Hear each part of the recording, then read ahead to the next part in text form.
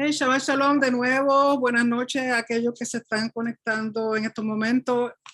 Continuamos con el libro de Shemot, o el libro de Éxodo, y hemos llegado a uno de los puntos más importantes en el libro de Shemot. En la porción de la Torah esta noche se llama Beshalach, que se puede traducir como enviar o él envió. Se encuentra en Éxodo capítulo 13, verso 17 al capítulo 17, verso 16. Así que hay mucho que leer y mucho que hablar. Pero antes de comenzar, vamos a hacer la bendición de la Torah que dice así: Baruch atah Adonai Eloheinu melech haolam asher bachar banu amin benatan lanu et torato. Baruch atah Adonai noten haTorah. Amén. Bendito eres tú, Señor Dios nuestro, Rey del universo, que nos ha escogido de entre todos los pueblos y nos dio su Torah. Bendito eres tú, oh Señor, dador de la Torah. Amén. Así como había dicho, Beshalach, en enviar.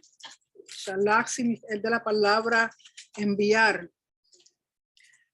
Éxodo 13, verso 17 al capítulo 17, verso 16. Así que vamos a comenzar, ya que es mucho lo que hay que leer.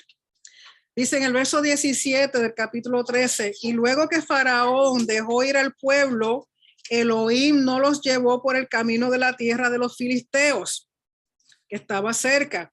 Aquí dicen el camino de los filisteos, pero esa carretera o ese camino tenía varios nombres, el que conocemos como la Vía Maris o el camino del mar, que es el camino que va por la parte norte de Egipto hacia la península del Sinaí, hacia Canaán, pero por la misma orillita, como decir, de la playa o del mar. También se le conoce como la vía de Horus. Los egipcios le llamaban la vía de Horus. Y si ustedes recuerdan, Horus es uno de los dioses egipcios, que es el que tiene la cabeza como un falcón. Le llaman el dios del cielo. Un falcón, Horus. Y costa era la forma más rápida de llegar a Canaán. Pero Hashem no los envía por ahí. ¿Por qué? Porque dijo Dios, para que no se arrepienta el pueblo cuando vea la guerra y se vuelva a Egipto. ¿Por qué? Porque este lugar estaba bien habitado por fortalezas egipcias. Recuerden que eran sitios donde Egipto había puesto soldados y tenía fortalezas para evitar que enemigos bajaran a Egipto. Por lo tanto, había mucha vigilancia en ese sitio. Entonces Hashem no quería llevar el pueblo por ahí para que no se asustaran, y además los egipcios lo iban a tomar ahí. Verso 18. Mas hizo Elohim que el pueblo rodease por el camino del desierto del Mar Rojo. El Mar Rojo está mal traducido, es el mar de los juncos, ¿okay? O Suf, en el sentido que realmente no es el Mar Rojo, es el mar de los juncos. Y subieron los hijos de Israel de Egipto armados. Por lo tanto, ellos estaban preparados para cualquier cosa. Pero aunque estaban armados, ellos no habían estado en guerra, no tenían la experiencia militar para poder encontrarse en una situación así. Por lo tanto, Hashem los desvía para evitar que el pueblo se desanime. Tomó también consigo Moisés los huesos de José. Recuerden que José antes de morir pidió que le aseguraran que lo enterraran en la tierra prometida. Lógico, han pasado cientos y cientos de años. Pero entonces Moisés quien se ocupa de llevarse los huesitos de José, el cual había juramentado a los hijos de Israel diciendo: Elohim ciertamente os visitará. Recuerden que era la palabra, que ese visitar no es como cuando uno va a casa de alguien a tomar café, sino visitar con la intención de ver qué necesidad tú tienes, en qué te puedo ayudar, qué está ocurriendo. Estoy aquí para servirte, para ayudarte, que no es simplemente una visita regular. Y haréis subir mis huesos de aquí con vosotros. Verso 20. Y partieron de Sucot y acamparon en Etam. Interesante que el término Sucot, también cuando Jacob va camino hacia la tierra prometida, donde primero para es en Sucot. Recuerden que Sucot también es el nombre de una festividad que tiene que ver con el tiempo en el cual todas las naciones serán reunidas. Es el momento en que habrá ese éxodo final, esa redención final, y también seremos reunidos para la festividad de Sukkot. ¿Por qué?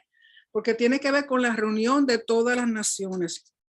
Dice, y acamparon en Etam a la entrada del desierto, y Hashem iba delante de ellos de día en una columna de nube para guiarlos por el camino, y de noche en una columna de fuego para alumbrarles. Se entiende, los comentaristas dicen que es una misma columna, lo único que de día era de noche era una columna de fuego, mientras que por el día era una columna de nubes. O sea, era una columna, pero era la misma, dependiendo del tiempo. Si era de día o de noche, pues entonces se ve, lógico, de día no se va a ver el fuego, se veía de noche. Y recuerden que porque una columna, lo que describen como una columna, en el antiguo Medio Oriente se entendía que cuando un pueblo salía a libertad, era llevado en libertad, tenían que llevar un tipo de antorcha o un tipo de estandarte, y ese estandarte era reconocido por todas las naciones, que esa nación que salía iba en libertad plena. Y recuerden que ellos están saliendo de Egipto, están siendo libertados de la opresión. Por lo tanto, Hashem mismo es esa columna que está declarando la libertad y la redención del pueblo de Israel según va delante de ellos. Y dice, a fin de que anduviesen de día y de noche. Nunca se apartó de delante del pueblo la columna de nube de día, ni de noche la columna de fuego. O sea que la presencia de Hashem era visible en algo que ellos reconocían como una columna o un estandarte, algo que era visible. Recuerden que el fuego es otra forma de Hashem mostrarse visiblemente, para que entendieran que esa es su presencia que va con ellos. Aquí dice que nunca se apartó de ellos durante ese tiempo que estuvieron en el desierto. Capítulo 14. Estoy pensando en los 40 años que estaban, 14. Habló Hashem a Moisés diciendo, di a los hijos de Israel que den la vuelta y acampen delante de Pi Hahirot, entre Migdol y el mar hacia Baal Zephón. Lógico, estos nombres aquí tienen un propósito. Pi Hahirot se entienden como la boca de una entrada de algo que da quizás hacia las aguas, pero también se entiende que si uno lo traduce en el hebreo, tiene que ver con libertad, con libertad.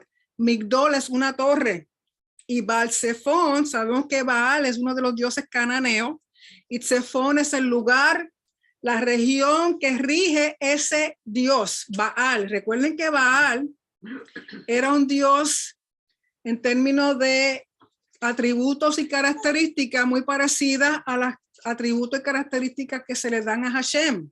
¿Okay? Por lo tanto, viene siendo como una forma de Hashem, pero al entendimiento de los cananeos. Lógico, es un dios falso. Y dice que delante de él acamparéis junto al mar. O sea, que tiene este lugar y el mar de frente. O sea, que Hashem, en vez de llevarlo por el camino más corto, toma un camino para desviarlo, para que el pueblo no se asustara y regresaran a Egipto. Pero entonces los pone entre medio de un sitio que se llama Baal Zephón, que es una región del dios Baal, y de frente tienen el mar. Verso 3. Porque Faraón tira a los de los hijos de Israel. Encerrados están en la tierra, el desierto los ha encerrado. Por lo tanto, Faraón va a pensar que ellos están perdidos, que no saben para dónde van. Verso 4. Y yo endureceré el corazón de Faraón para que lo siga. Y seré glorificado, honrado en Faraón y en todo su ejército, y sabrán los egipcios que yo soy Hashem. Y ellos lo hicieron así. O sea, más bien le estaba tendiendo un lazo a Faraón. Porque Faraón, recuerden que con todo lo que pasó Faraón, acaba de perder su primogénito, tiene su país en caos. Casi la mayoría de la gente se le ha muerto, los animales, la cosecha, todo, y él está pensando en que tiene que perseguir al pueblo de Israel porque los quiere de nuevo esclavizarlo. O sea que realmente no está en sus cabales, porque imagínense un hombre que acaba de perder su primogénito y está pendiente a seguir unos esclavos.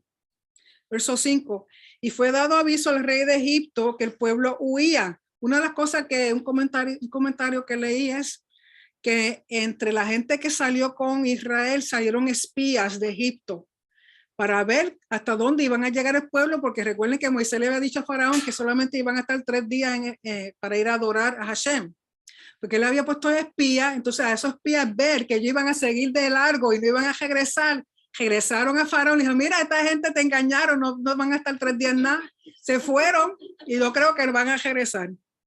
Y dice, y el corazón de Faraón y de sus siervos se volvió contra el pueblo y dijeron, ¿cómo hemos hecho esto de haber dejado ir a Israel para que no nos sirva? Imagínense, era servicio gratis.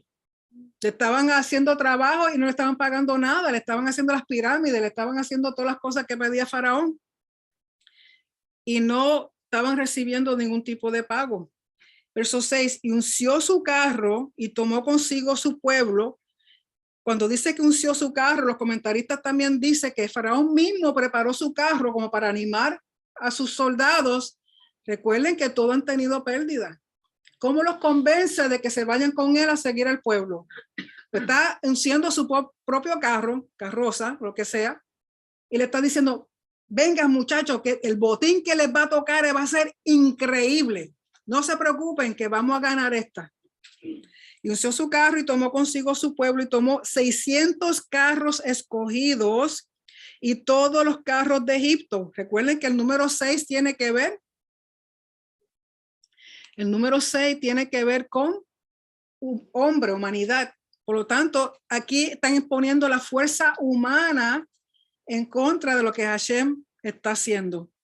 Tomó 600 carros escogidos y todos los carros de Egipto y los capitanes sobre ellos. Y endureció Hashem el corazón de Faraón, rey de Egipto. Recuerden que hemos hablado que al principio que se endurecía a sí mismo fue Faraón por su orgullo, por su vanidad, por querer mostrar que él sí era un Dios.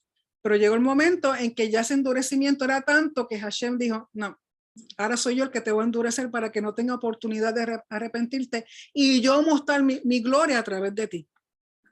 Y él siguió a los hijos de Israel, pero los hijos de Israel habían salido con mano poderosa.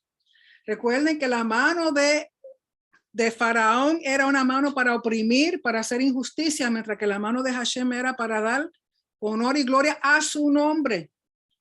Siguiéndolos pues los egipcios con toda la caballería y carros de Faraón, su gente de a caballo y todo su ejército, los alcanzaron acampados junto al mar, al lado de Pi-Hahirot, delante de Baal-Zephón. Él diría, pues, está en el reino, en la región de Baal-Zephón, esta gente no va para ningún lado porque voy a mostrar que Baal, mi Dios, es más grande que el Dios de ellos.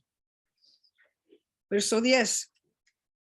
Y cuando Faraón se hubo acercado, los hijos de Israel alzaron sus ojos y aquí que los egipcios venían tras ellos. Ellos que iban por ahí lo más, cantando la borinqueña, lo más felices por ahí para abajo.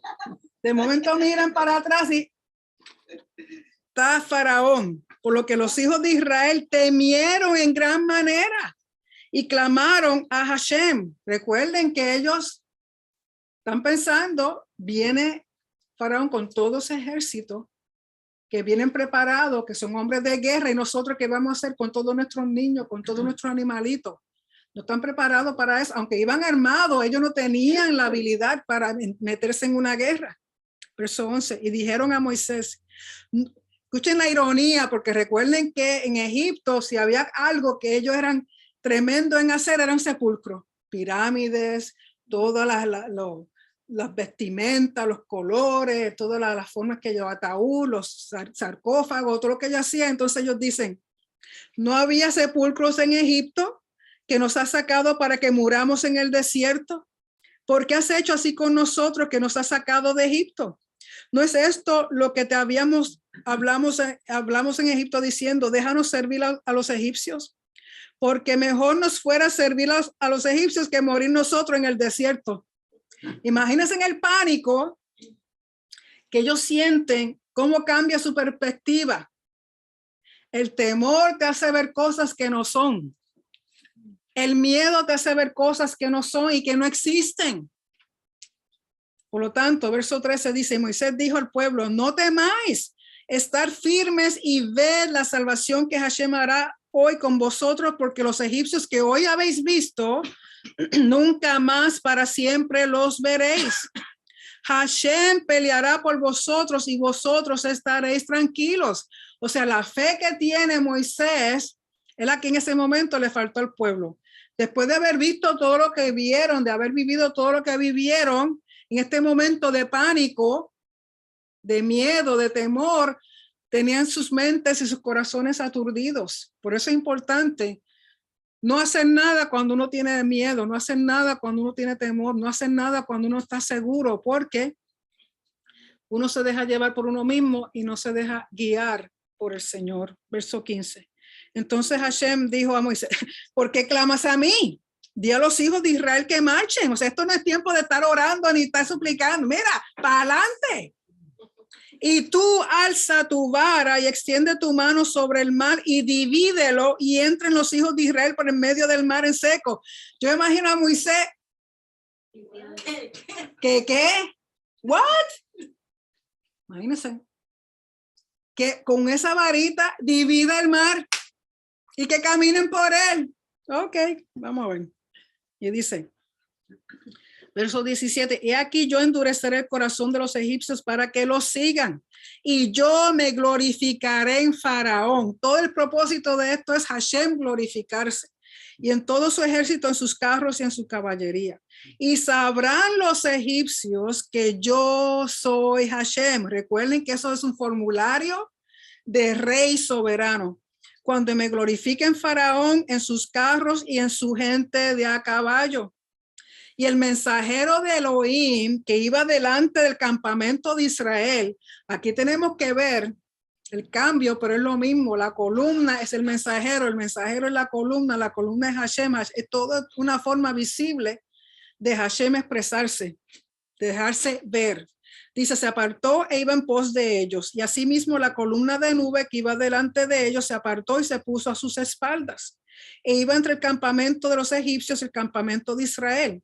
Y era nube y tinieblas para aquellos y alumbraba a Israel de noche. Y en toda aquella noche nunca se acercaron los unos a los otros. O sea, todo esto es Hashem a la misma vez. O sea, que recuerden que para él no hay nada imposible. Él puede estar en muchos sitios a la misma vez. Él puede manifestarse de muchas formas a la misma vez. Es columna, es mensajero, es noche, es luz, pero a favor de su pueblo. Lo que era negrura, oscuridad para el enemigo, era luz y lumbrera para su pueblo. Verso 21 es bien importante, conforme a algunos comentaristas dicen que en este verso hay exactamente 72 letras. Y esas 72 letras describen un nombre de exaltación de Hashem. Y esas 72 letras y palabras son palabras secretas, tienen secretos con respecto al nombre de Hashem. Y dice, y extendió Moisés su mano sobre el mar e hizo Hashem que el mar se retirase por recio viento oriental. Recuerden el viento oriental que trae destrucción. O sea que todo esto Hashem lo está utilizando la naturaleza porque él es dueño y señor de todo a favor del pueblo de Israel. Dice, y un viento oriental toda aquella noche y volvió el mar en seco y las aguas quedaron divididas.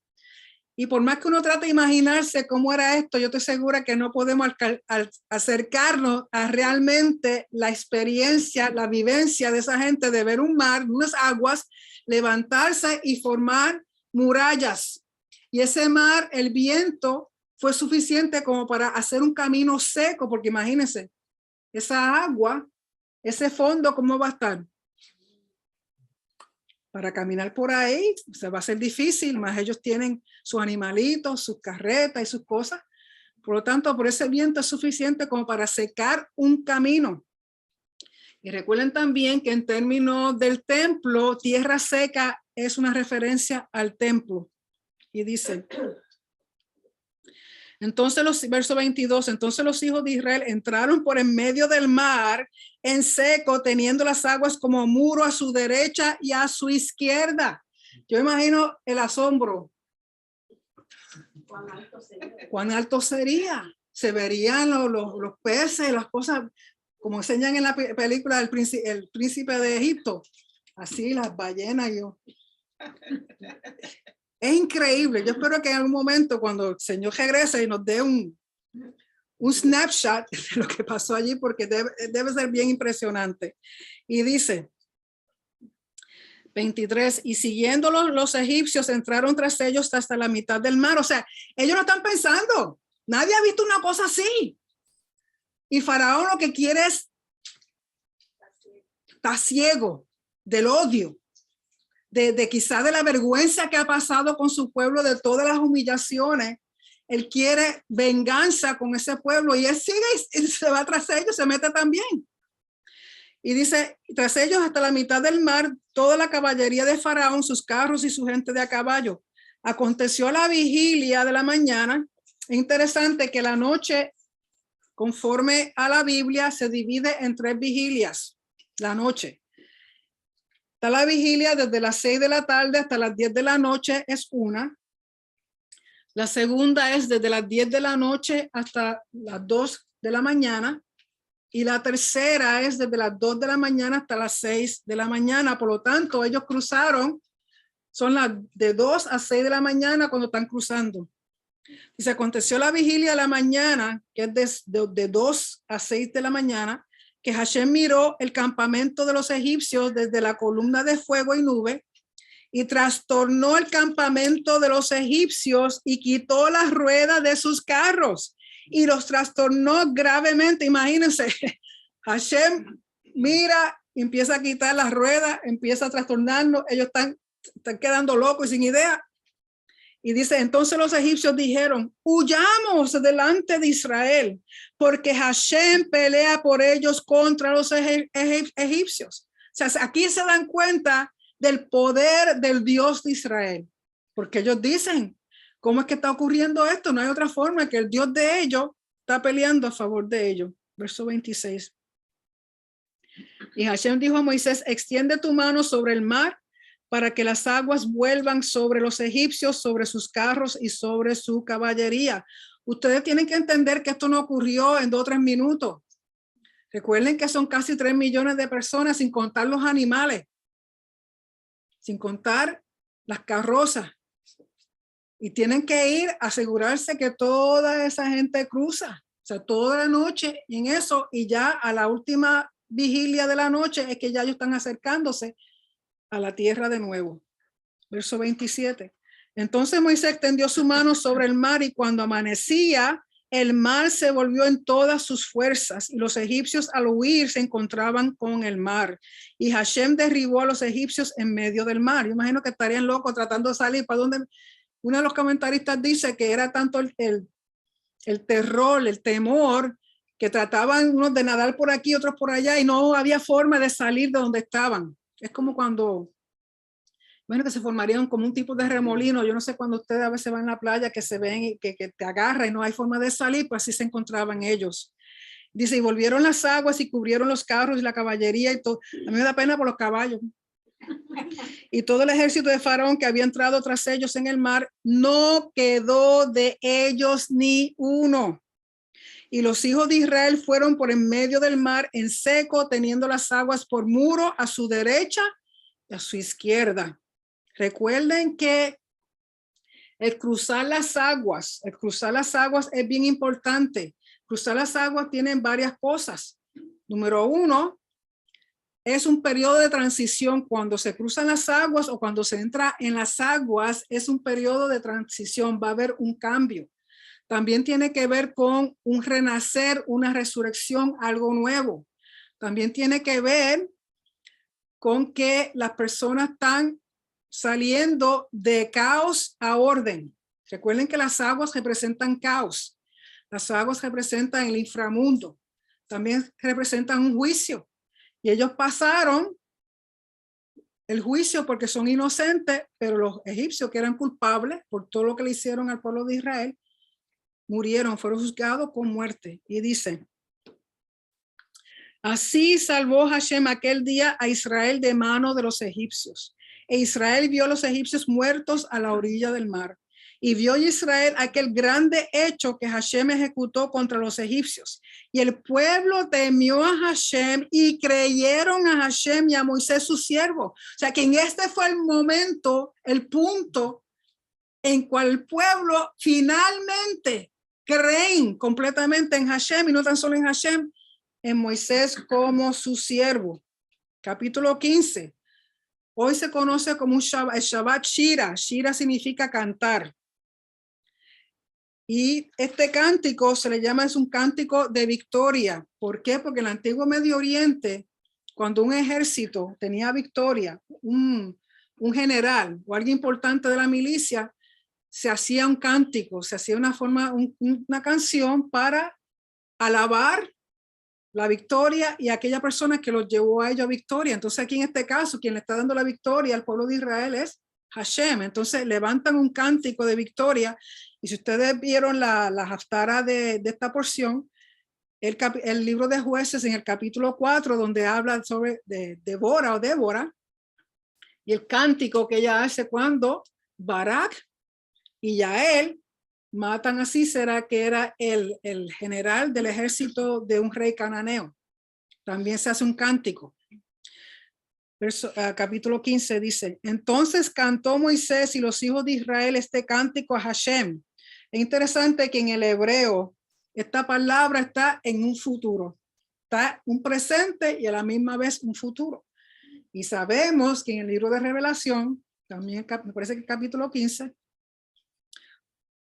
capítulo sí que habla de la canción de Moisés y del Cordero. Por lo tanto, de nuevo este cántico, ¿por qué? Porque este cántico tiene que ver con redención. Y así como este es el comienzo de la redención, con Yeshua es la finalidad de la redención. Por lo tanto, cuando dice que cantarán en el hebreo está en futuro, vemos que en el libro de Revelación este cántico vuelve y se canta. Dice: cantaré yo a Hashem porque se ha magnificado grandemente. Ha echado en el mar al caballo y al jinete. Hashem es mi fortaleza y mi cántico y ha sido mi salvación. Este es mi Elohim y lo alabaré. Elohim de mi padre y yo lo enalteceré. O sea que no solamente es un Elohim personal, reconoce que es el mismo Elohim de sus antepasados, de Abraham, de Isaac y de Jacob. O sea que se mantiene el pacto, se mantiene la relación de ese Elohim que le ha traído salvación. Verso 3, Hashem es varón de guerra. Hashem es su nombre, porque es Hashem quien está peleando por ellos. Echó en el mar, por eso se le dice Adonai Tsebaot.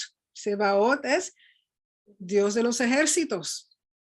Echó en el mar los carros de Faraón y su ejército, y sus capitanes escogidos fueron hundidos en el mar rojo o el mar de juncos. Cuando dice capitanes escogidos, esto no eran cualquier soldado, cualquier persona. Eran hombres hábiles, diestros en manejar las carrozas, en manejar las chariots. ¿Cómo es chariots? Carroza, ¿verdad? Recuerden que, bueno, yo no sé, pero manipularon una carroza con 2 caballos, que solamente una o 2 personas, mantenerlos en guerra, no es nada fácil.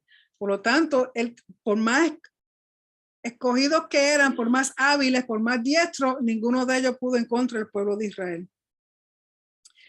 Y dice: los abismos los cubrieron, que es la palabra tahom, que es la misma palabra cuando en Génesis al principio está hablando de que el mar, los abismos del mar, que si estaba las aguas turbulentas. Recuerden que las aguas representan caos. Las aguas representan caos. Los abismos los cubrieron, descendieron en las profundidades como piedra. Tu diestra, oh Hashem, ha sido magnificada en poder. Recuerden que la diestra significa autoridad, significa poder. La mano que actúa. Y con la grandeza de tu poder has derribado a los que se levantaron contra ti. Enviaste tu ira, los consumió como hojarasca. Al soplo de tu aliento se amontonaron las aguas. O sea, ese viento oriental, ellos entienden que es el soplo de Hashem. Se juntaron las corrientes como en un montón, los abismos se cuajaron en medio del mar. ¿Por qué los abismos se cuajaron? Porque el pueblo pudiera caminar, cruzar. El enemigo dijo: perseguiré, apresaré, repartiré despojos, mi alma se saciará de ellos, sacaré mi espada, los destruirá mi mano. Cosas que sabemos que no pudieron hacer. Soplaste con tu viento, los cubrió el mar, se hundieron como plomo en las impetuosas aguas. ¿Quién como tú? Mica Moja, eso todos los Shabbat lo cantamos, Mica Moja. Ba'elim Adonai, Mica Moja, Nedar Bakodesh, Norat Hilot, Ose Fele. ¿Quién como tú, oh Hashem, entre los dioses? ¿Quién como tú, magnífico en santidad, terrible en maravillas, maravillosas hazañas, hacedor de prodigios?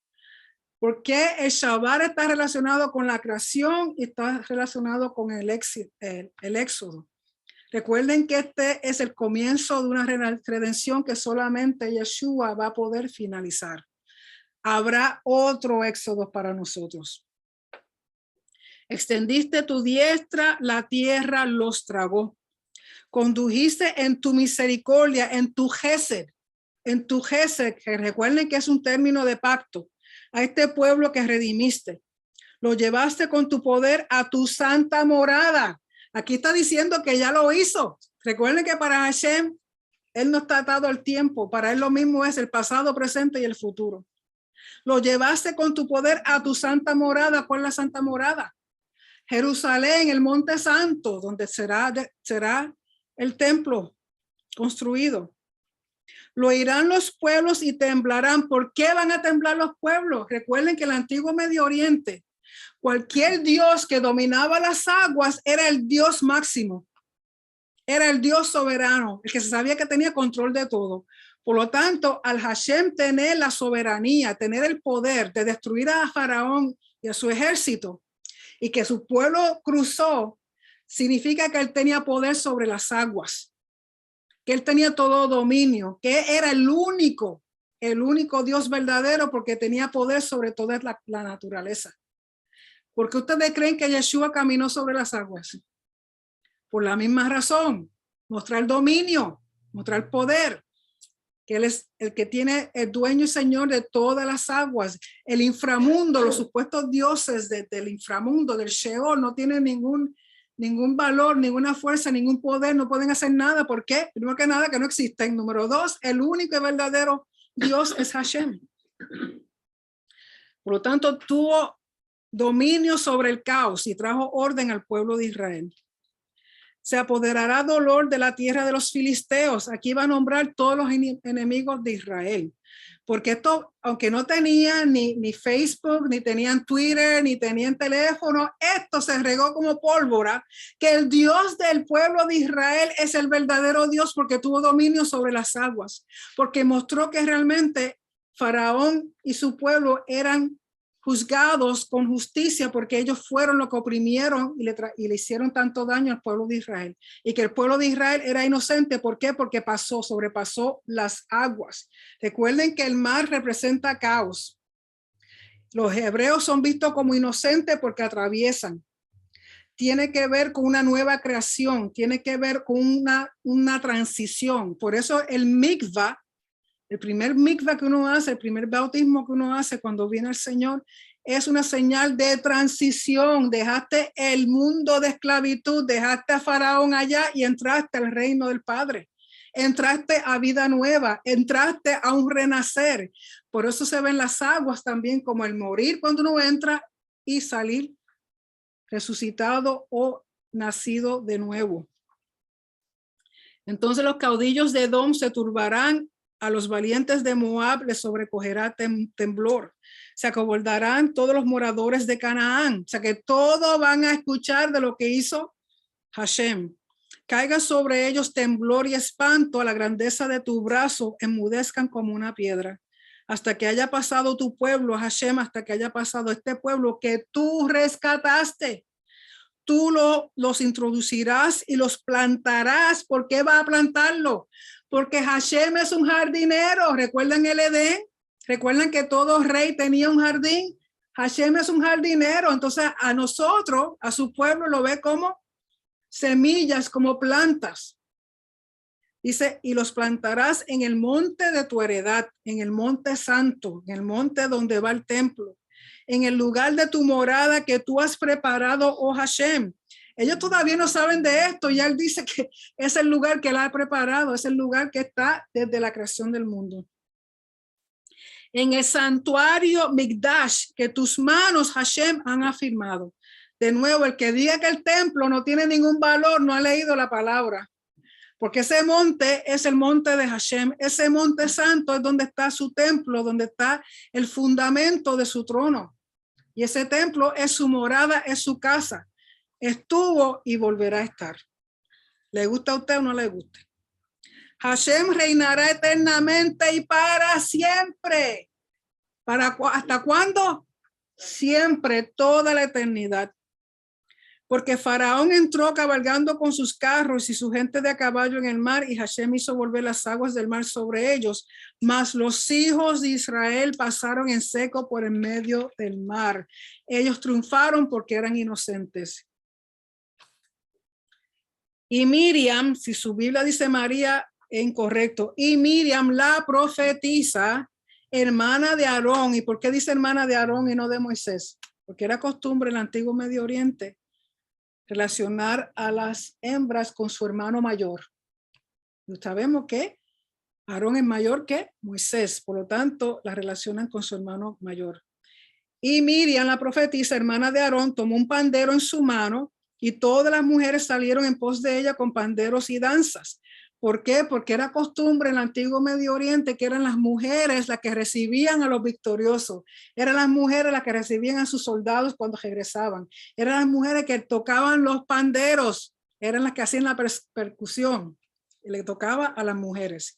Salieron en pos de ella con panderos y danzas y Miriam le respondía: cantar a Hashem porque en extremo se ha engrandecido, ha echado en el mar al caballo y al jinete.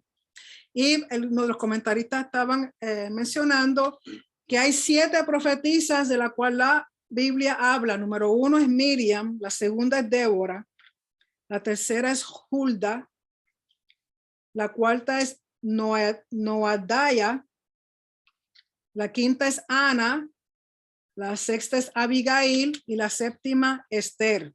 De nuevo, Miriam, Débora, Hulda, Noadaya, Ana, Abigail y Esther. 7 profetisas que la palabra menciona para aquellos que dicen que las mujeres no pueden enseñar ni hablar.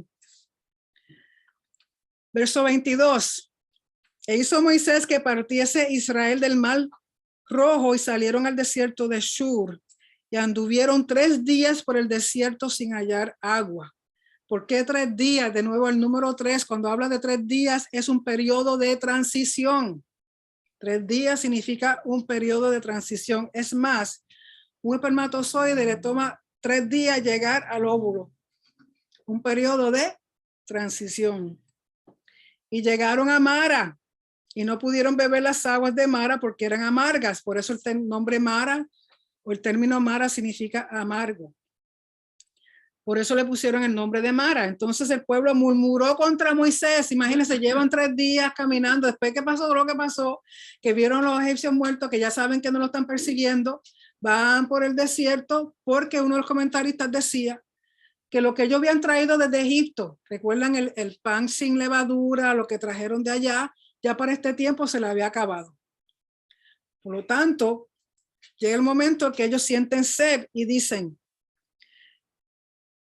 ¿qué hemos de beber? Y Moisés clamó a Hashem y Hashem le mostró un árbol y lo echó en las aguas y las aguas se endulzaron. Uno de los comentaristas decía que, recuerden que aunque dicen desierto, no es un desierto como nosotros pensamos.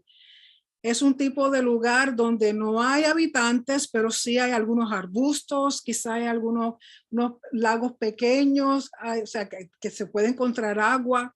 Simplemente que es un lugar donde no es fácil sembrar y cosechar. Es un sitio árido, pero no completamente arena. Hay árboles, hay montañas, hay arbustos, de vez en cuando hay agua, quizá algunos animales. Pero en este lugar ya ellos llevaban 3 días y no habían encontrado agua, pero encuentran este lugar que, conforme a los comentaristas, en estos sitios sí se encuentran a veces lagos pequeños, pero son de aguas amargas. Por lo tanto, Hashem dice que tienen un árbol y lo endulzan. ¿Qué simboliza el árbol? El árbol sobre todo simboliza la Torá. ¿Qué es lo que realmente endulza tu vida? Si tú estás amargado, mira, trágate una Torá para que se te quite la amargura que tienes. Es la palabra de Hashem lo que le da dulzura. Franklin, para Facebook. Es la palabra de Hashem lo que trae dulzura a nuestras vidas. Por lo tanto, dice, y lo echó en las aguas y las aguas se endulzaron. Allí les dio estatutos y ordenanzas y allí los probó. O sea, la Torá, recuerden que comenzó desde Adán y poquito a poco Hashem ha estado introduciendo mandamientos, instrucciones. Y allí le comenzó a enseñar unas cosas, una Torá oral. Y allí los probó. Y dijo, si oyeres atentamente la voz de Hashem tu Elohim, e hicieres lo recto delante de sus ojos, y dieres oído a sus mandamientos, y guardares todos sus estatutos, ninguna enfermedad de las que envié a los egipcios te enviaré a ti, porque yo soy Hashem tu sanador. Aleluya. Por lo tanto, cuando habla aquí de las enfermedades, no está hablando de las plagas, son enfermedades que existían en ese tiempo en Egipto. Y él dice, yo soy Hashem tu sanador. Rafael. Y llegaron a Elim, donde había 12 fuentes de aguas y 70 palmeras, y acamparon allí junto a las aguas. O sea que después de la queja, el Señor le provee agua, y realmente es ese árbol que endulza las aguas. Por eso él comienza a darle estatutos y enseñanzas, comienza a darle su Torá. La Torá es lo que realmente le va a endulzar la vida. Y los recompensa llevándolo a un sitio donde hay 12 fuentes de agua.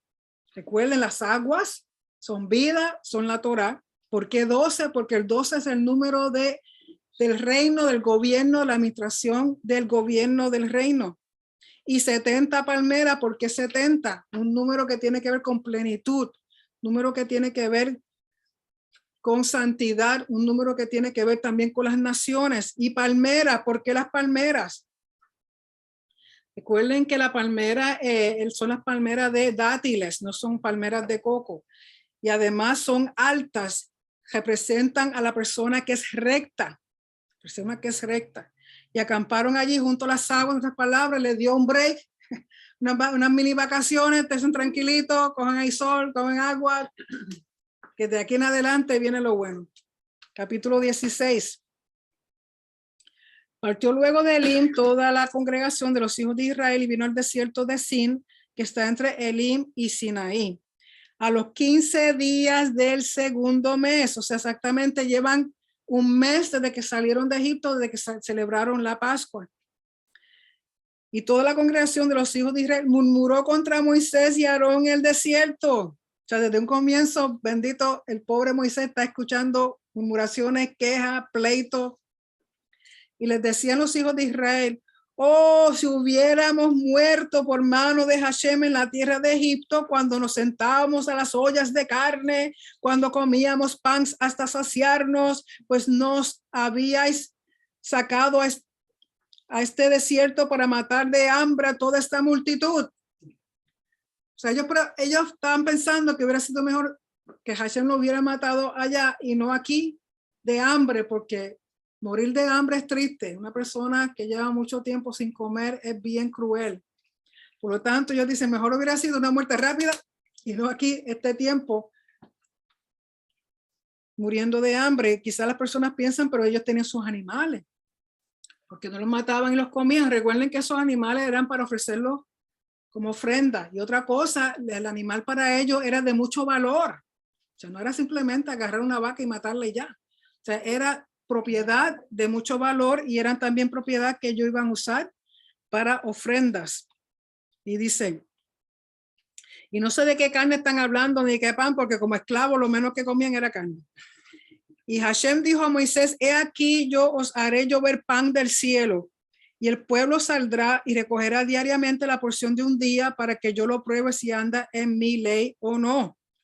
Mas en el sexto día prepararán para guardar el doble de lo que suelen recoger cada día. Entonces dijeron Moisés y Aarón a todos los hijos de Israel, en la tarde sabréis que Hashem os ha sacado de la tierra de Egipto. y a la mañana veréis la gloria de Hashem, porque él ha oído vuestras murmuraciones contra Hashem. Porque nosotros, ¿qué somos? Para que vosotros murmuráis contra nosotros. O sea, cada vez que el pueblo murmura, que van a donde Moisés, donde Aarón, realmente de quien está murmurando es de Hashem, no es de ellos, porque ellos dicen quiénes somos nosotros. El que ha hecho todo, el que está rescatado, el que está libertado, el que te cruzó por mal, el que mató a tus enemigos es Hashem. Nosotros simplemente estamos haciendo lo que él nos pide. Verso 8, dijo también Moisés, Hashem os dará en la tarde carne para comer y en la mañana pan hasta saciaros, porque Hashem ha oído vuestras murmuraciones con que habéis murmurado contra él. Porque nosotros, ¿qué somos? Vuestras murmuraciones no son contra nosotros, sino contra Hashem. Y dijo Moisés a Aarón, di a toda la congregación de los hijos de Israel, acercaos a la presencia de Hashem, porque él ha oído vuestras murmuraciones. Y hablando Aarón a toda la congregación de los hijos de Israel, miraron hacia el desierto y he aquí la gloria de Hashem apareció en la nube. La presencia visible, la Shejinah de Hashem se hizo visible. Y Hashem habló a Moisés diciendo, yo he oído las murmuraciones de los hijos de Israel. Háblales diciendo, al caer la tarde comeréis carne y por la mañana os saciaréis de pan y sabréis que yo soy Hashem, vuestro Elohim. Él es el todo, él es el que provee, él es el que protege, él es el que sana, él lo es todo.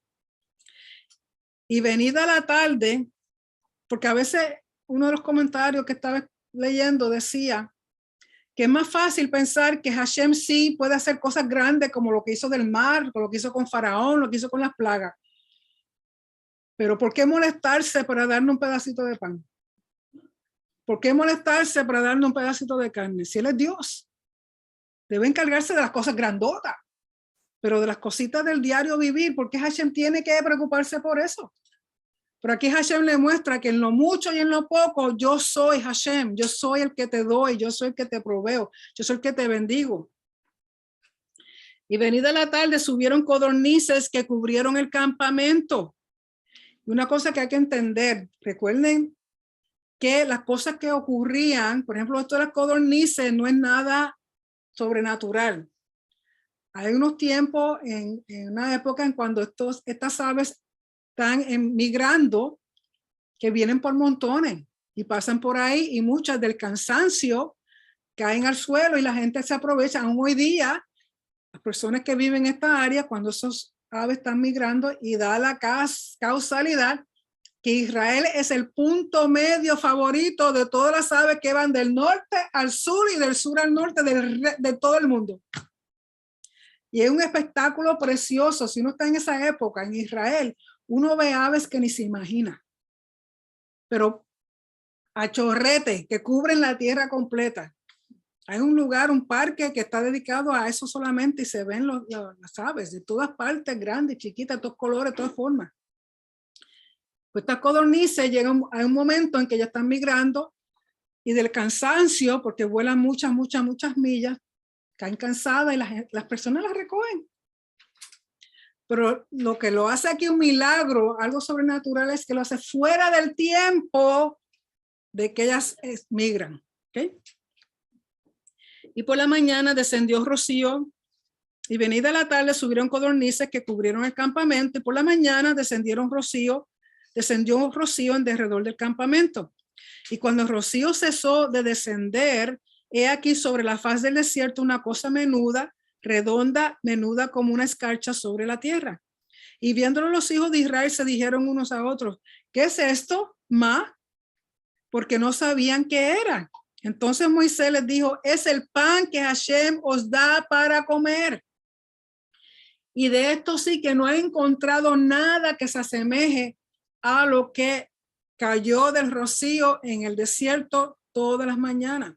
Han tratado y hay una cosa que a veces ocurre, que se forman como unos granitos de azúcar en las hojas de ciertos árboles en el desierto, que los beduinos, las personas que se la pasan ahí pastoreando, pues lo comen, lo jaspan y lo comen. Y es como un azúcar que se forma de una especie de árboles y hay ciertos insectos que lo ingieren y lo eliminan y lo ponen ahí.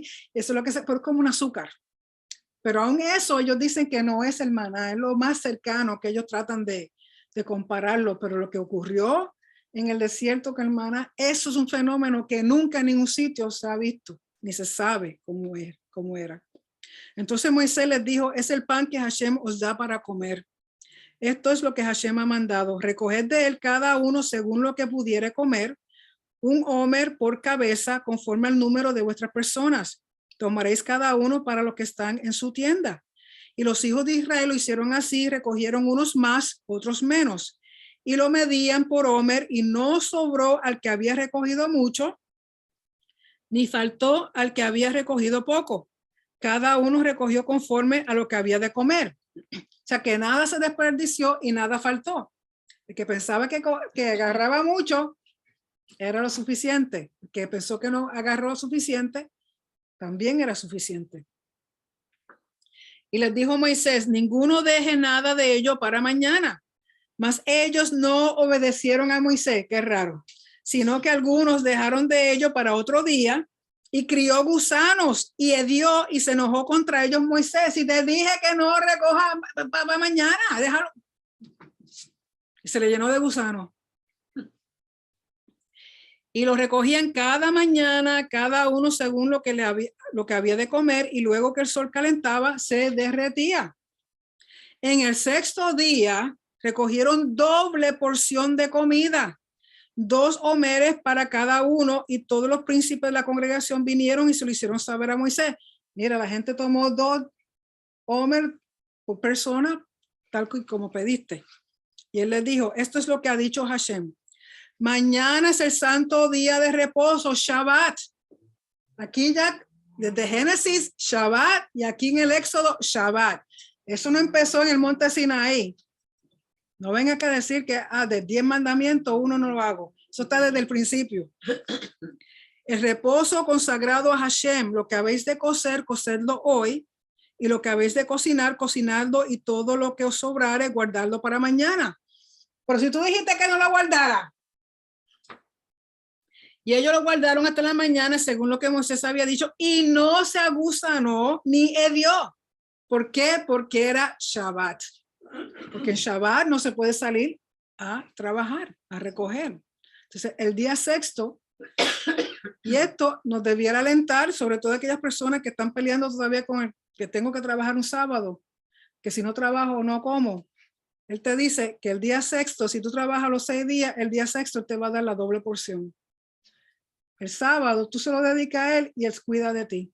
No temas, no temas cambiar de trabajo, no temas, confía en él. Él te dijo, el día sexto yo te doy doble. Y dijo Moisés, comedlo hoy porque hoy es día de reposo, Shabbat para Hashem. Hoy no hallaréis en el campo. 6 días lo recogeréis, mas el séptimo día es Shabbat. En él no se hallará. Y aconteció que algunos del pueblo, salieron el séptimo día a recoger y no hallaron. ¿Qué parte de que no salgas a recoger no entendieron? Y Hashem dijo a Moisés, ¿hasta cuándo no querréis guardar mis mandamientos y mis leyes? Mirad que Hashem os dio el día de reposo, Shabbat, y por eso en el sexto día os da pan para 2 días. Estése pues cada uno en su lugar, y nadie salga de él en el séptimo día, en Shabbat. Este es un mandamiento en el que, conforme a lo han interpretado, no se puede caminar más de 2000 cúbitos. Y cúbitos, lo apunté en otra Biblia, no lo tengo aquí. Es cierta cantidad de millas, kilómetros, whatever. La cosa es que no puede ser mucho. Es más, de donde estaba el templo, hasta el área que le correspondía a los levitas alrededor del templo son exactamente 2000 cúbitos. ¿Sí? Cúbitos. Desde el templo, alrededor de lo que llaman en la tierra de donde están los levitas, ahí hay 2000 cúbitos. Es más, de donde mataban la vaca roja al templo son 2000 cúbitos. Tú te pasas esos 2000 cúbitos el espacio sagrado queda hasta ahí. O sea, todo es sagrado, pero recuerden que Israel es sagrado, Jerusalén es más sagrado, Monte Santo es más sagrado y el templo es mucho más sagrado, y dentro del templo el lugar santísimo es el punto más sagrado. ¿Okay? Eso, no sé, un cúbito son 18 pulgadas. Norma says it's 1.6 kilómetros. 1.6 kilómetros. Es lo más que puede uno caminar en Shabbat, y por eso ellos han hecho una serie de reglas en el cual si tú dices que tú vas a pasar Shabbat aquí, pues este punto se convierte en el punto original. O sea, de aquí a donde sea, a donde esté tu sinagoga, no puede ser más de 2000 cúbitos o 1.6 kilómetros. ¿Okay?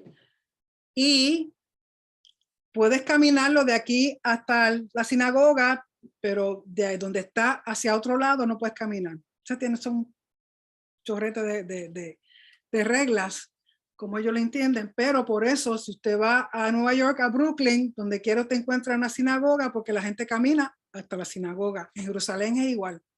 La gente vive cerca de la sinagoga para no traspasar esos 2000 cúbitos. Y eso es un mandamiento, el único mandamiento que existe en esta porción, de la cual Rico estuvo 20 horas estudiándolo, así que vean el video de Rico para que entiendan mejor este concepto de Por eso en Brooklyn, si usted va a Brooklyn, a sinagoga, hay sinagoga en muchos sitios, sí, en los vecindarios, porque ellos no pueden caminar más de 2000 cúbitos de su casa a la sinagoga. Yo no sabía eso, porque sí, por eso es que están todos juntos. Sí, están todos juntitos. Y la casa de verso 31. ¿21 fue? No. Así el pueblo reposó el Shabbat. Verso 31. Y la casa de Israel lo llamó maná, y era como semilla de culantro blanco y su sabor como de hojuelas con miel. Y dijo Moisés, esto es lo que Hashem ha mandado, llenar un homer de él y guardarlo para vuestros descendientes, a fin de que vean el pan que yo os di a comer en el desierto cuando yo os saqué de la tierra de Egipto. Imagínense, si tomaban más, si tomaban más en el día que los recogían, se dañaba el otro día, este maná que van a guardar en un jarrito por 40 años, no le dio ni un gusanito. Dice, y dijo Moisés a Aarón, toma una vasija y pon en ella un homer de maná y ponlo delante de Hashem para que sea guardado para vuestros descendientes. Cuando ellos hagan el arca en el tabernáculo, ese jarrito de maná va a ir ahí. Y nunca se dañó. Imagino que queda un poquito por ahí en algún sitio, vamos a ver. Y Aarón lo puso delante del testimonio para guardarlo como Hashem lo mandó a Moisés. Y esto ni siquiera se le ha dado las instrucciones, ya está diciendo que está puesto ahí. Porque recuerden que para Hashem no hay ni pasado, ni presente, ni futuro. Todo es un mismo tiempo. Así comieron los hijos de Israel maná 40 años hasta que llegaron a tierra habitada. Maná comieron hasta que llegaron a los límites de la tierra en Canaán. Y un homer es la 10ª parte de un efa. Recuerden que en Revelación capítulo 2, verso 17, habla de que Hashem le tiene un maná escondido a aquellos que sean victoriosos y mantengan fieles. O sea que probaremos de semana. Capítulo 17. Toda la congregación de los hijos de Israel partió del desierto de Sin por sus jornadas conforme al mandamiento de Hashem y acamparon en Refidim. Y no había agua para que el pueblo bebiese de nuevo. Tuvieron sed, hambre y sed de nuevo. Y altercó el pueblo con Moisés y dijeron, danos agua para que bebamos. Aquí ya no están pidiendo, aquí están demandando. Y Moisés les dijo, ¿por qué altercáis conmigo? ¿Por qué tentáis a Hashem? Así que el pueblo tuvo allí sed y murmuró contra Moisés y dijo, ¿por qué nos hiciste subir de Egipto? La misma cantaleta todos los 40 años. ¿Por qué nos hiciste subir de Egipto para matarnos de sed a nosotros, a nuestros hijos y a nuestros ganados? Entonces clamó Moisés a Hashem y diciendo, ¿qué haré con este pueblo? De aquí a un poco me apedrearán. Imagínense cuán enfurecidos estaban, que estaban dispuestos a caer la piedra al pobre Moisés. Y él está ya asustado. Chicos, algo porque me matan. Y Hashem dijo a Moisés, pasa delante del pueblo y toma contigo los ancianos de Israel. ¿Por qué los ancianos van a ser testigos?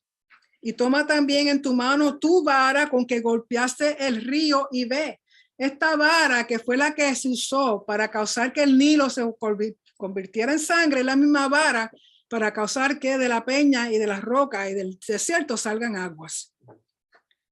Y aquí que yo estaré delante de ti allí sobre la peña en Horeb. Recuerden que Horeb es otro nombre para el monte Sinaí, pero se creen que es la región donde se encuentra el monte Sinaí.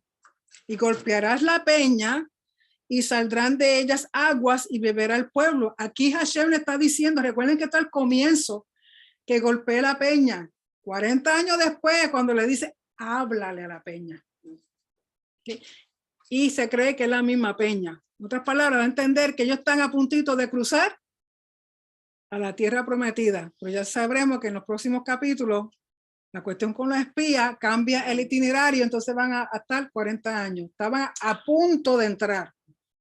Y él le dice, golpea la peña y saldrán de ellas aguas y beberá el pueblo. Recuerden que las aguas para Israel es una referencia a la Torá. Y Moisés lo hizo así en presencia de los ancianos de Israel. Y llamó el nombre de aquel lugar Masa y Meriba por la rencilla de los hijos de Israel y porque tentaron a Hashem diciendo, ¿está pues Hashem entre nosotros o no? ¿Cómo te atreves a pensar si está Hashem o no está? Y la columna, que dice que nunca se apartó de ellos. Y la gloria que él dejó ver, que le provee agua, que le provee comida, que le provee codornices. Aquí no lo dice, pero cuando lo leamos en Deuteronomio dice que se le salieron hasta por las narices de tanta codornices. ¿Quieren carne? Coman carne. Verso 8. Entonces vino Amalek y peleó contra Israel en Refidim. Recuerden que Amalek es el nieto de Esaú. Uno de los comentaristas decían que ellos pelearon contra el pueblo de Israel, además de que le tienen odio por lo que le hicieron a Esaú. Ellos pensaban que se iban a tomar dominio del terreno de ellos, porque los amalecitas para este tiempo ya eran más bien nómadas y tenían sus terrenos escogidos para sus ganado y sus ovejas, y pensaban que como ellos tenían tanto ganado y era tanta gente que iban a quitarle su terreno. Y dijo Moisés a Josué, escógenos varones y sal a pelear contra Amalek. Mañana yo estaré sobre la cumbre del collado y la vara de Elohim en mi mano. Hizo Josué como le dijo Moisés peleando contra Amalek. O sea, aquí es la primera vez que menciona a Josué. Recuerden que Josué era un discípulo de Moisés que no se apartaba de él, pero también vemos que es un guerrero, porque lo llama para que pelee en contra de Amalek. Y Moisés y Aarón y Hur subieron a la cumbre del collado. Dicen que Hur era hijo de Miriam. Y sucedía que cuando alzaba Moisés su mano, Israel prevalecía, mas cuando él bajaba su mano, prevalecía Amalek. Y las manos de Moisés se cansaban, por lo que tomaron una piedra y la pusieron debajo de él y se sentó sobre ella. Aquí hay muchos símbolos, la piedra angular, la piedra, Yeshua es la roca, es la piedra. Y tenemos a Moisés, que es el profeta, que es el que trae la Torá, levanta sus manos. Recuerden que las manos representan acción, representan poder, autoridad. Pero Moisés, imagínense, está así, están peleando, aquí no se le cansan los brazos. Entonces tiene a dos personas aguantándolo, que también puede quizás identificarse como el arca de los dos ángeles, los dos querubines que están alrededor. ¿Okay? Y dice, verso 12, y las manos de Moisés se cansaban, por lo que tomaron una piedra y la pusieron debajo de él, se sentó sobre ella, y Aarón y Hur sostenían sus manos, el uno de un lado y el otro de otro. Así hubo en sus manos firmeza. Aquí la palabra firmeza es emuná. Emuná, que es lo que nosotros traducimos como fe. Pero cuando dice firmeza, es como emuná, como esa fe firme que no hay quien lo mueva. Hasta que se puso el sol y Josué deshizo a Amalek y a su pueblo a filo de espadas. O sea que él ganó esta batalla. ¿Y cuál es el problema con Amalek? Lo siguiente.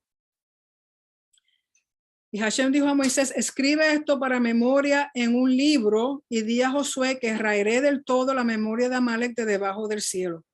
Aquí el libro, algunas personas piensan que es en la Torá y otros piensan que había un libro del cual me parece que es el profeta Miqueas o Malaquías, que habla de el libro de guerra de Hashem. Recuerden que las guerras eran anotadas como recordatorio, las victorias, todas las cosas, porque eso daba honor al guerrero. Pero si ese libro existía, ya se desconoce. Y Moisés edificó un altar. ¿Por qué edifica un altar? Porque el altar es una forma de dar gratitud a Hashem, es un memorial, es un testigo y establece la autoridad de Hashem en ese lugar. No fue un altar para ofrendar, sino un altar para mostrar un memorial, una gratitud, un lugar en el cual el nombre de Hashem se mantiene. Y llamó su nombre Hashem Nisi. ¿Por qué Hashem Nisi? Nisi es un estandarte. Porque se cree, en uno de los comentarios que estaba leyendo, que dice que cuando Moisés levantaba las manos, lo que tenía en su mano era un estandarte. Por eso llama ese altar Hashem Nisi, que es el estandarte que representa el pueblo de Israel, que representa el pueblo como un army. ¿Cómo es army? Un ejército. Hace falta café. Anyway, como un ejército. Por lo tanto, por eso él dice Hashem Nisi, su estandarte, una representación militar, una representación de Hashem como el que lleva a cabo la pelea, el que trae la victoria.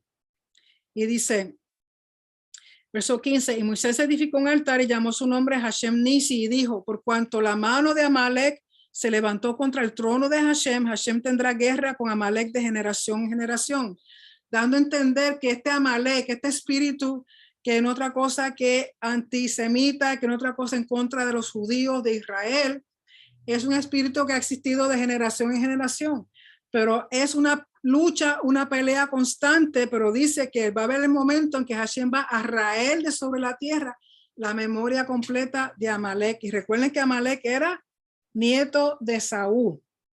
Y Amalek hubo Agag, cuando Samuel le pidió a Saúl que matara al rey de Agag, el rey Agag, que era amalecita, no lo hizo, entonces Samuel tuvo que matarlo. Amán, el de Esther, Amán era Haman. Amán también era descendiente de los amalecitas, que quería destruir a los judíos. Se dice que Hitler era descendiente de los amalecitas, que quería destruir al judío. Cualquier nación, cualquier persona que quiera destruir a Israel, se le considera tener el espíritu de Amalek. ¿Okay?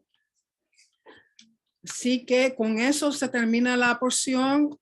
Vamos a tomar un tiempito para preguntas. ¿Alguno de ustedes tiene alguna pregunta aquí? Sí, espérate un momentito, Yanna, que ahora tenemos este micrófono para que oigan. Yeah. Sí, tienes que hablar al micrófono para que te oigan y sepan lo que estás preguntando. Ya, ayúdale a hacer eso, por favor.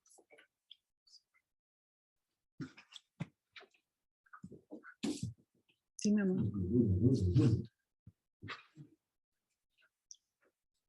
¿Cuál es tu pregunta, Yanna? Échalo. Mi pregunta era al principio de la parasha, cuando estaban diciendo, cuando fue a abrir el mar rojo, dice that there was a secret in there, in the name, the 72 letters. El versículo 21 se dice que son 72 letras. Ese verso son 72 letras que representan el nombre exaltado de Hashem y que hay secretos, son palabras que tienen un secreto. No se sabe el secreto, por eso es un secreto. Sí, pero es lo que dicen el comentario de que esos 72 nombres o esos 72 palabras representan secretos, unos secretos con respecto al nombre de Hashem. Y hay personas que meditan en esos nombres, en esas palabras. Las palabras que componen ese verso, el verso 21, tiene un total de 72 letras en hebreo. Y esas palabras de ese verso, muchas personas meditan en él porque corresponden al nombre de Hashem. Son lo que llaman los 72 nombres de Hashem. O 72 atributos, que es lo mismo que el nombre. ¿Sí? El 1321 es ese. 14, 21. 14:21 es el verso que son 72 letras. Recuerden, en el hebreo, si lo cuentan en español, en inglés no lo van a encontrar. Es en hebreo, 72 letras, y las palabras que componen ese verso, muchas personas, no muchas, pero hay personas que lo utilizan para meditar porque representan ese nombre exaltado de Hashem, 72 nombres de Hashem. ¿Okay? ¿Alguna otra pregunta a ustedes aquí?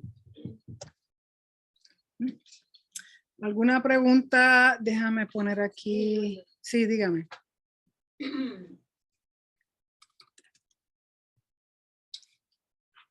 ¿Será que algún día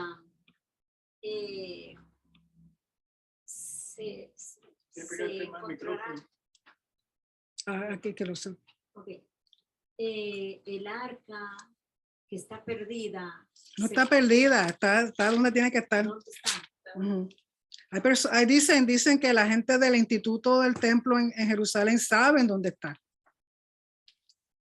Entonces está guardada secretamente. Está guardada secretamente para el momento en que haya que sacarla. Entonces ahí está con la vara. Según debiera estar la vara y debiera estar el maná. Y las tablas originales debiera estar. Entonces eso no está perdido. No está perdido. O sea, el Señor sabe dónde está, pero dicen que hay personas exclusivas, no muchas, saben dónde queda. Recuerden que Jerusalén, debajo del templo, hay muchos túneles y se creen que está en uno de esos túneles. Hay muchos túneles. Otra pregunta. Sí, otra pregunta. Micrófono. El mar de juncos, se supone que es un mar, es profundo. Entonces, tiene que haber suscitado una serie de milagros. Primeramente, que se partió. Imagino que quedó como dos columnas de vidrio. Luego, había carrozas, había niños, la gente que iban a pasar no iban a bajar a las profundidades para después subir a él. Por eso dice que se congelaron los abismos para hacer un camino para que ellos pasaran. Entonces, otro milagro. Seguro, sí, un milagro. A mí, de que se divida nada más ya es un milagro. Que cruzaron fue otro milagro. De que no les pasó nada. Otro milagro. Otro milagro, definitivamente, eso fue un milagro. Que pase el pueblo, el Egipto, y que se vuelva a descongelar, eso es otro milagro. Seguro. Porque el propósito era glorificar el nombre de Hashem y mostrar que él tenía dominio sobre todas las cosas. Yo me imagino que cuando encontraron a los cadáveres, dice a la orilla, ellos encontraron también mucho armamento. Bueno, uno de los comentaristas dice de que Moisés tuvo que decirle al pueblo que se movieran, que continuaran caminando, porque como quedaron tantos egipcios en la orilla, ellos empezaron a quitarle todo el armamento, quitarle las prendas, porque los caballos estaban vestidos con mucho oro, mucha plata. Dicen, o sea, el Midrash dice que fuera cierto o no, yo no sé, pero que por eso Moisés tuvo que decirle al pueblo, mira. Pero es obvio. Bueno, sí es obvio, pero el propósito no era robarle al egipcio, ya ellos llevaban un montón de cosas. Sí, pero se entretuvieron mucho tiempo, entonces Moisés le dijo, mira, muévense.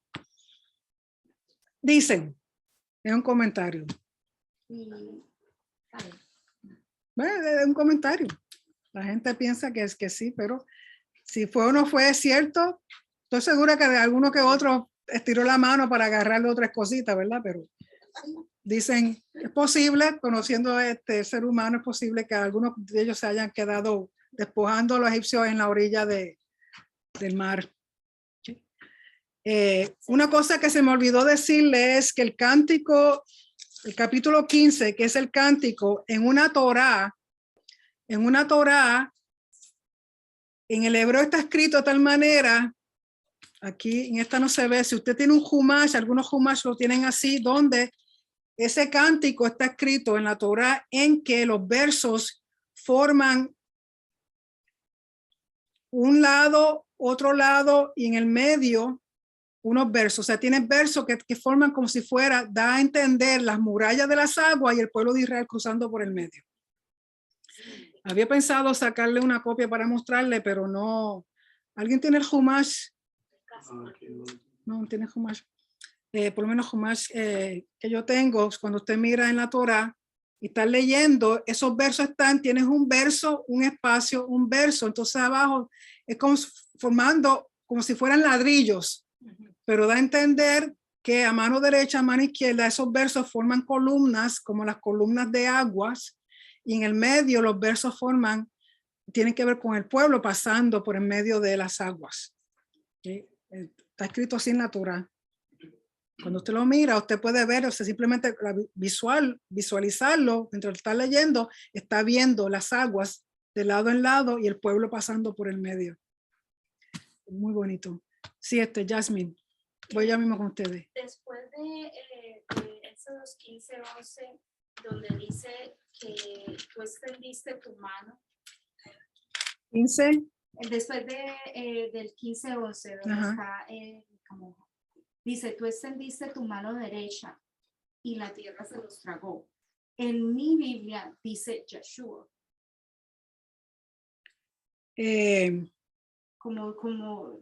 Entonces, doy a entender que Yeshua estaba ahí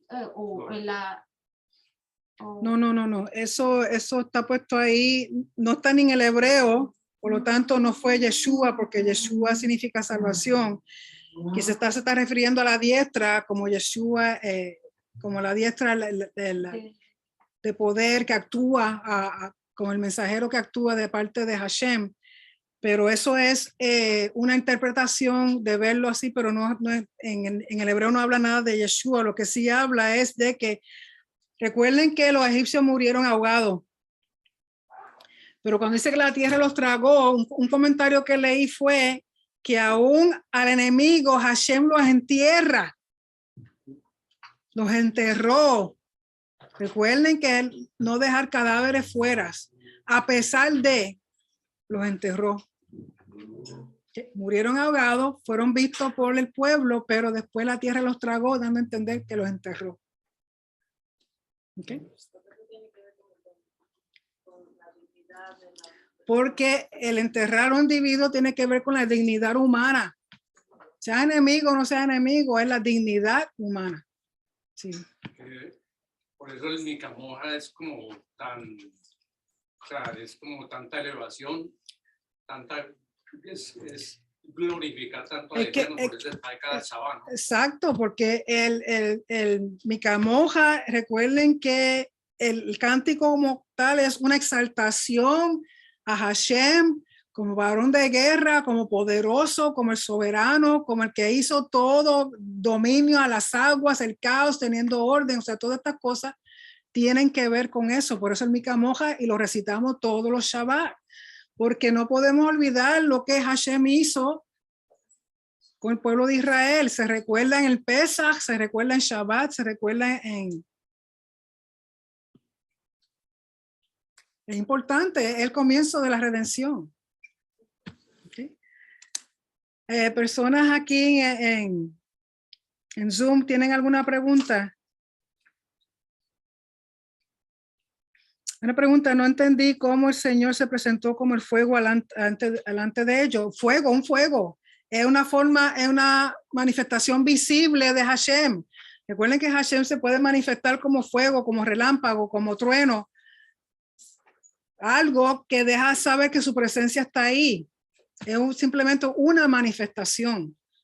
Así como Yeshua es una manifestación de Hashem, una manifestación visible. Él es invisible, pero hay formas que él nos deja saber que él está.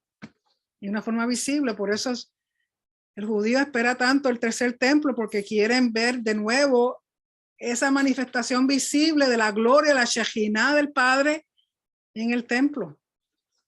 ¿Cómo lo hace? Él puede hacer como quiera. Él es Dios, para él no hay nada imposible, pero era una forma de asegurar al pueblo de que él estaba ahí con ellos.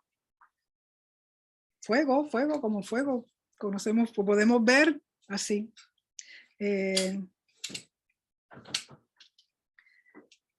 La pregunta de las columnas del templo que se llamaban Jaquim y Boaz, ¿tienen algo que ver con la columna de fuego y nube? Puede ser.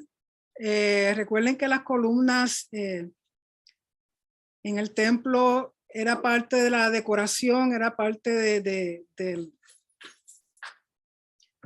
cómo presentaron el templo. No estoy muy segura, yo sé que tienen, representan, he leído de eso, pero no me recuerdo ahora. Lisa, si está por ahí, chequéamelo de las columnas, porque no me acuerdo las que están en el templo. Sí tienen nombre, Dios te bendiga.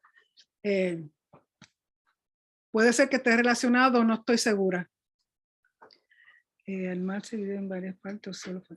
Preguntan que si el mar se dividió en varias partes. No creo que se dividió en varias partes, sino se dividió de tal manera que formó un camino.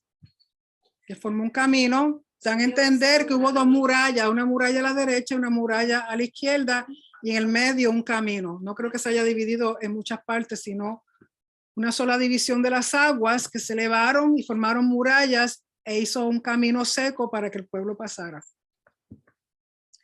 ¿Alguna otra pregunta? Me imagino que no era un caminito para tantos millones. Bueno, era un camino suficiente que diera tiempo que pasara toda esa gente. Recuerden que ellos estaban limitados en tiempo, les tocó toda la noche cruzar y pasar a todas esas personas. Son casi 3 millones y más los animales, las carretas, o sea, fue algo muy impresionante. No sé. ¿Algo más? ¿Alguien que tenga alguna pregunta? Sí, Franklin, comentario. No, yo viendo aquí que esa fue la primera batalla que ellos tuvieron mano a mano contra Amalek. Sí, la primera batalla con Amalek. Entonces ahí se ve que como que era Hashem tuvo con ellos, porque ellos no tenían experiencia.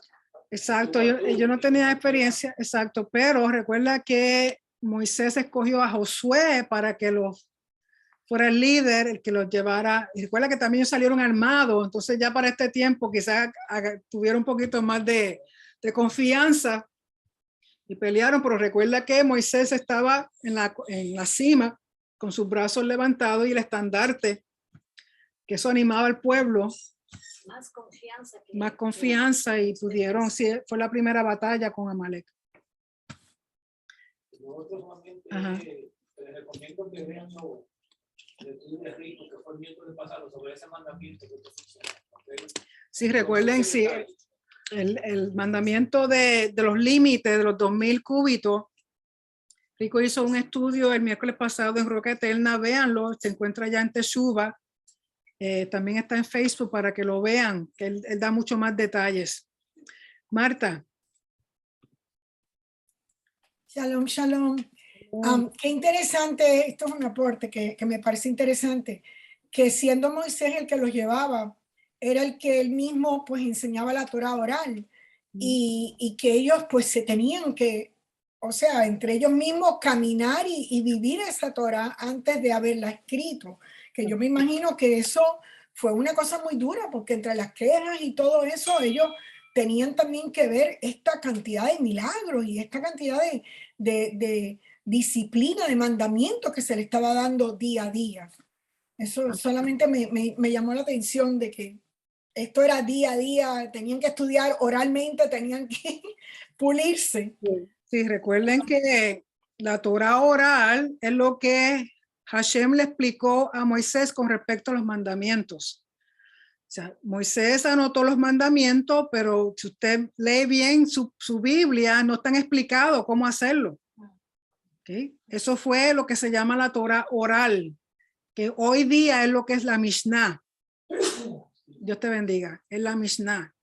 Y luego el Talmud, que también se le llama Gemara, son discusiones o opiniones respecto a esa Torah oral.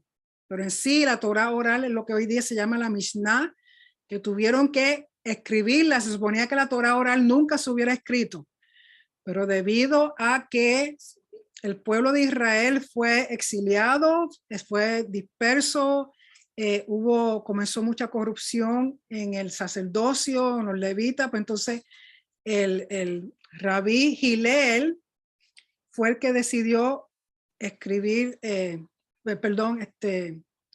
Nací, creo que es Nací, Yehudá Nací, fue el que escribió la Mishnah, comenzó a escribir la Mishnah para que no se olvidaran, y como con la dispersión del pueblo y con la corrupción de sacerdotes y levitas, todo lo que estaba ocurriendo en el primer siglo, él comenzó a escribirla. ¿Okay? Por lo tanto, quedó la Torá oral escrita y es lo que es la Mishnah. Por eso es importante estudiar la Mishnah porque te va a explicar todos los 613 mandamientos. Si quieres saber más de los mandamientos, además de escuchar a mi amado Rico, también lean la Mishnah. Y la Mishnah hoy día se encuentra en el internet gratis. La pueden, tanto en español como en inglés, la pueden encontrar. Sefaria, la aplicación de Sefaria tiene la Mishnah y tiene muchos textos clásicos importantes que nos ayudan a entender la palabra mejor. Pero también hay otras aplicaciones y hay otros sitios donde usted puede conseguir todos esos libros y estudiar. Importante estudiar. Sí, díganos. Entonces la Mishnah, a las personas que preguntan, ¿y dónde está eso que me estás diciendo? ¿Dónde está en la Biblia? Yo no encuentro. Eso es antibíblico. Entonces, la Mishnah no es antibíblico. Las personas que dicen que es antibíblica son personas ignorantes que no saben que la Torá te da el mandamiento, pero no te lo explica. No te lo explica. Y si no te lo explica, por eso hay gente que piensa que esto es así, asado, y no es así. Es conforme a como Hashem dictó a Moisés. Por eso hay una cosa que se llama Torá oral y hay una Torá escrita. Escrita fue los mandamientos que escribió Moisés, pero no son explicados. En ningún sitio te va a encontrar cómo se hacen tzitzit. En ningún sitio te va a encontrar en la Torá cómo se hacen los tefilín. En ningún sitio te va a encontrar cómo es que se mata un animal kosher. En ningún sitio te va a encontrar tantas cosas. Eso está en la Torá oral que hoy día tuvo que ser escrita y se llama la Mishnah. Usted quiere saber si la gente que no saben, usted le explica, el mandamiento está, pero no está explicado porque fue explicado oralmente, que suponía que se fuera transmitido de padre a hijo, de hijo a hijo, por todas las generaciones. Llegó un momento en que se dejó de hacer. Y este varón, este rabino, al darse cuenta, escribió todo lo que había sido pasado desde Moisés a Josué, a los ancianos, a Esdras, a toda la gente. Si usted busca una cronología de la Torá, usted va a ver que todo comienza con Moisés. Y todo es pasado y todo fue escrito y se encuentra en la Mishnah. Si usted quiere saber más, tiene que conocer la Mishnah. ¿Hay diferentes autores de la Mishnah? Hay diferentes, no es que sean diferentes autores, hay diferentes versiones. La casa publicadora ArtScroll tiene una Mishnah. Kehati, un individuo llamado Pinchas Kehati, escribió la Torah, la Mishnah, que es la que el maestro Joseph Good, Rico y yo usamos. Es la mejor. Se llama Mishnah Kehati. Es la versión Kehati. ¿Okay? No la hay en español, esa está en inglés solamente. Es la mejor y es la que usa Joseph Good para sus estudios del templo. Sí hay otras versiones. Hoy día con la facilidad digital, pues hay unas versiones ilustradas que tienen todos los dibujitos de todo lo que usted quiera ver, lo tienen ahí. Si usted es una persona visual, lo puede conseguir. ArtScroll tiene lo que llaman la Mishnah ilustrada. ¿Okay? O sea que de que existen los recursos, existen. Es cuestión de buscarlo, estudiarlo, invertir. Si usted quiere conocer, tiene que invertir. Invertir dinero, invertir tiempo y verificar todas las cosas. Okay. Denny o Víctor. Shalom, buenas noches. Shalom. Shalom. Hace un tiempo estaba leyendo, ya meses atrás, un comentario sobre el tiempo en que el pueblo pasó a través de del Mar de los Juncos. Y el comentarista decía que no era seguro, pero que podría haber sido en un camino de un día y medio el cruce, por la cantidad de personas que en ese tiempo cruzó, como decía la hermana y como usted explicaba, entre lo que eran los animales, carreta, la carga, porque mucha gente piensa, oh, eso ocurrió, pasó y fue así quick en un día. Entonces también eso es lo bueno de estudiar la Torah con el contexto y conocimiento del lazo de tiempo. Entonces él explicaba que entre ese proceso de que llegaron a orillas del Mar de los Juncos, el Señor le dio la orden a Moisés. Entonces también viendo la capacidad de la gente y las situaciones que se sucedieron en ese momento, puede haber sido entre un lazo de un día y medio, casi 2 días, el cruce de ellos hasta la orilla. Sí, bueno, de nuevo hay muchas especulaciones debido a la cantidad de personas. Es posible que haya tomado más de un día y medio, 2 días. No se sabe. Lo que sí sabemos, exacto, llegaron y todo el mundo feliz. Exactamente. Y como dicen por ahí, Miriam sí tocó el pandero. Sí, porque podemos especular muchas cosas, pero realmente nadie sabe. Sí, fue un milagro, porque eso no se ha vuelto a ver. Amén. Aunque no me molestaría si lo hicieran de aquí a Puerto Rico para no tener que volar, pero... Ni yo tampoco me pongo brava por eso. Así que, gracias. Gracias, Denny. Muchas gracias. Shalom. Sí, aquí el pastor José está haciendo el comentario de que otro punto que tenemos que mirar en capítulo 14, que había una batalla cósmica. Hashem no solamente iba a hacerle frente a Faraón, sino también al dios cananeo, exacto. Son cosas que tenemos que tener en mente cuando leemos todas estas cosas y son explicadas de Baal-Zafón y todos estos dioses, porque además de Hashem mostrar el dominio sobre el caos, sobre las aguas, también las batallas cósmicas con estos supuestos dioses. O sea, él tenía que mostrar a Egipto y a las naciones, a un Israel, que él es el único Rey de los cielos, tierra y aguas. No hay lugar en el cual él no se encuentre y él no tenga dominio. No es Baal, no es el Sheol, no es el Dios que sea, Neptuno, el whatever. Es él, el único. Entonces todo lo que vemos en la naturaleza que ocurre es Hashem mostrando su dominio sobre toda esta esfera. Entonces cuando uno lee el libro de Revelación, que habla de que si una estrella cayó, de que si aquello, que si lo otro, en los cielos, tantas señales y tantas cosas, te está dando un tema de guerra cósmica. Si no entiende eso en el concepto del antiguo Medio Oriente, no va a entender y va a pensar en pajaritos preñados que no tiene nada que ver con lo que uno lee o le han dicho respecto al libro de Revelación. Todo está relacionado. La palabra es, ¿cómo es? Usa lo que la gente entendía cuando fue escrita.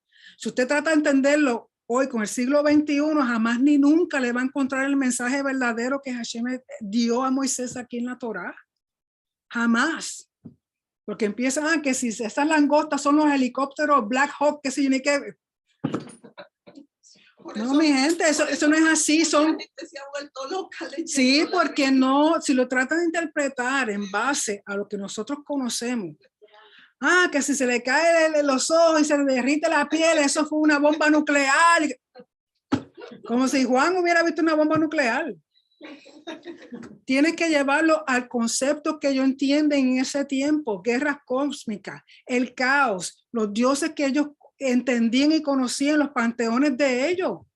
Miren, si los griegos, los romanos, los egipcios, todos están cortados con la misma tijera, como decía mi madre.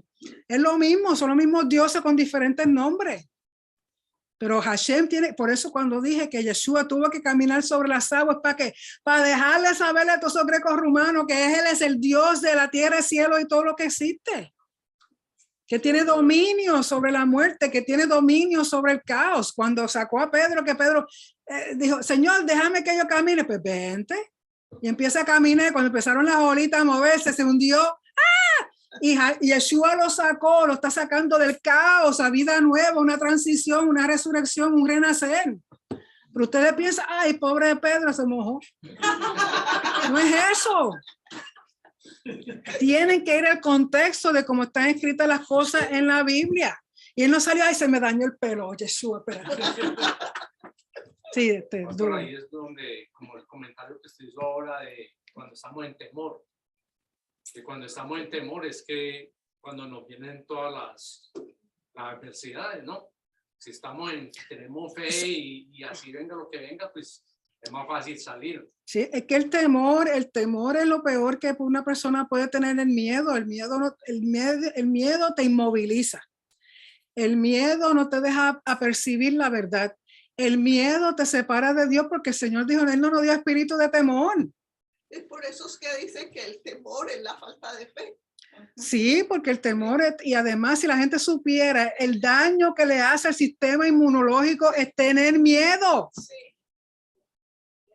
Tener miedo te baja las defensas.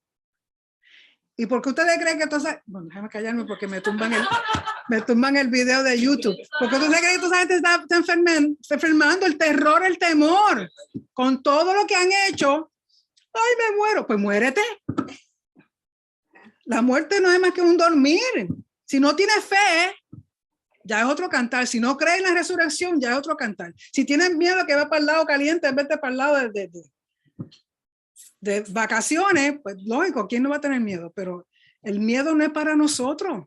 Si Yeshua venció la muerte, ¿cuál es el problema? Pues mueres hoy, cuando despiertes está al otro lado. Porque pueden haber pasado siglos y siglos y la persona que ha muerto hasta hoy, cuando venga a resucitar, pensó que les pasó hace un segundo. No hay, en la muerte, tal en el muerto no tiene noción de tiempo, ni de hora, ni de qué ha pasado, qué no ha pasado. Cuando despierta dice, ay, pero ya son las 3 de la tarde. Es temor, miedo, porque no tienen esa seguridad en Yeshua, no tienen esa seguridad. Personas que no tienen esa seguridad, lógico, tienen miedo a morir. Sí, Franklin. Yo creo que tú vio mi nota, porque eso es un miedo apuntado aquí.